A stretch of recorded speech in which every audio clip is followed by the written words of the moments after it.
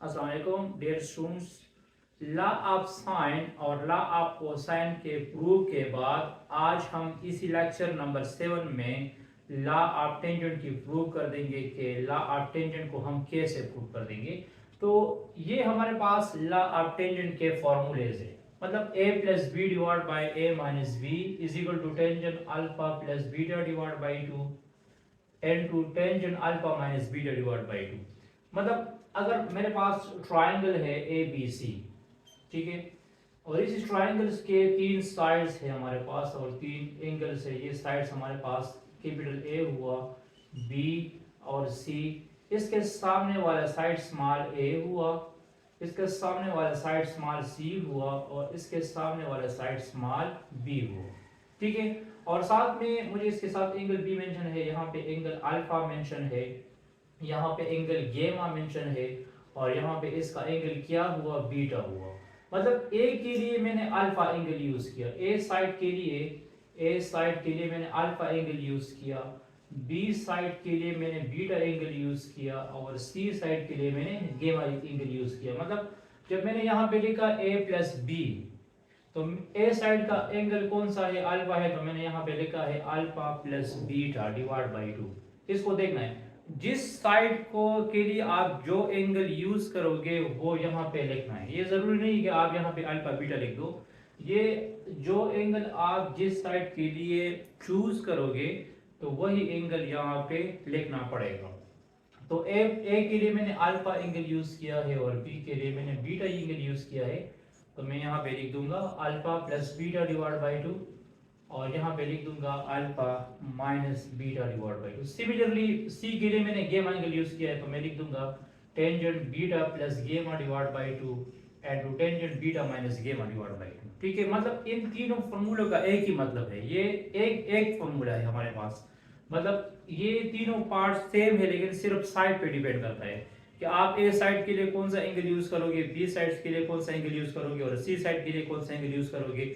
और आप इस तरह भी कर सकते हैं कि ए प्लस सी का साइड का टेंजेंट अल्फा टेंजेंट का फॉर्मूला क्या होगा, बी सी साइड का टेंजेंट का फॉर्मूला क्या होगा और ए और सी का मतलब टेंजेंट का फॉर्मूला इसके लिए क्या होगा। हमें इसका प्रूव करना है, तो इसका प्रूव जो है वो हम लॉ ऑफ साइन की मदद से कर सकते हैं। इससे प्रीवियस लेक्चर में मैंने लॉ ऑफ साइन डिस्कस किया।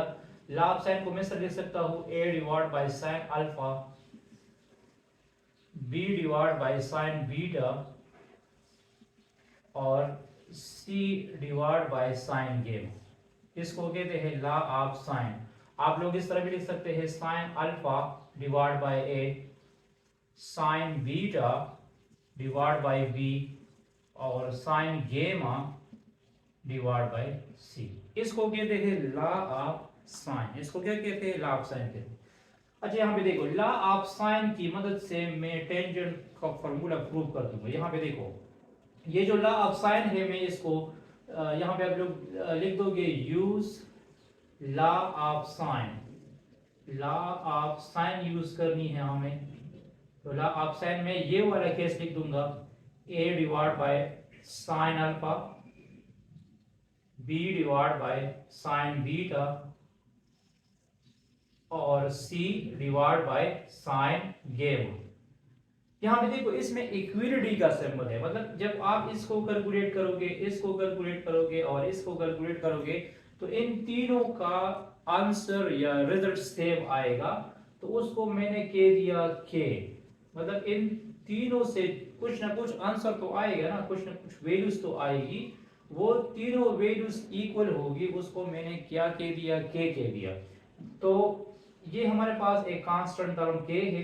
फिर इस इक्वेशंस को मैं इस तरह लिख सकता हूँ, ये के मैं हर एक के लिए अलग अलग ले सकता हूँ। मतलब इन इसके लिए मैंने अलग लिया sine A divide by sine alpha के लिए मैंने अलग के लिया, B divide by sine beta के लिए अलग के लिया और सी डिवाइड बाय साइन गेमा के लिए हमने अलग के लिया, ठीक है। फिर यहाँ पे देखो, ये हमारे पास, इसको आप इक्वेशन 1 कह सकते हैं, इक्वेशन 2 कह सकते हैं और इक्वेशन 3 कह सकते हैं। इन तीनों के लिए मैंने अलग अलग के लिया। अब अगर मुझे यहाँ a की वैल्यूज फाइंड करनी है तो ये साइन अल्फा डिवीजन फॉर्म में है तो मल्टीप्लिकेशन में आ जाएगा, तो ये बन जाएगा a is equal to K sine alpha, मतलब मैं इसको इस तरह लिख सकता हूँ a is equal to K sine alpha.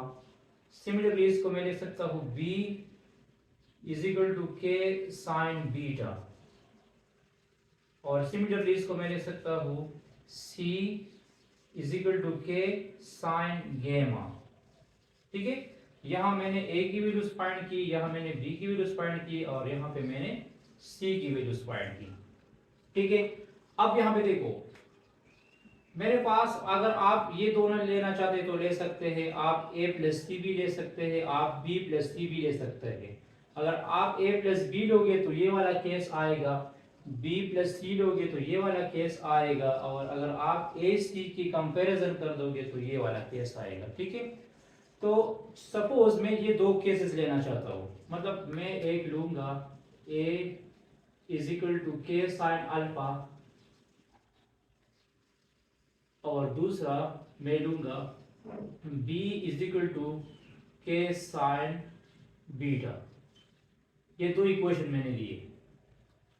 अगर इस इक्वेशंस को, यहाँ पे मैंने क्या लिखा है, मैंने क्या लिखा है a प्लस बी लिखा है, हमने क्या लिखा है a प्लस बी, तो अगर मैं इसको ऐड कर दूंगा तो इसकी एडिशन से आएगा a प्लस बी, यहाँ पे a प्लस बी आएगा, और यहाँ पे आएगा के साइन अल्फा प्लस के साइन बीटा। इसमें के जो है इसको कॉमन करो तो यह जाएगा a प्लस बी,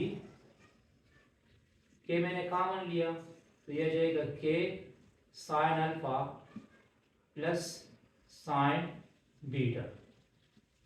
ये एक तरह का a प्लस बी की वैल्यूज है। ठीक है, अगर इन दोनों को मैं माइनस कर दूंगा, सही, ठीक है, तो फिर ये क्या बन जाएगा a minus B is equal to K sine alpha minus sine beta, ये आ जाएगा K sine alpha minus sine beta आ जाएगा। ठीक है, इसको इक्वेशन ए कह दो और इसको इक्वेशन बी कह दो।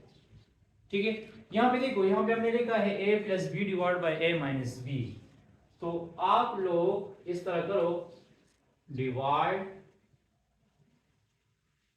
Equation a by b, equation a को b पे डिवाइड करो तो यह जाएगा a plus B divide by a minus B, और ये याद रखना है कि ये कैंसिल नहीं हो सकते।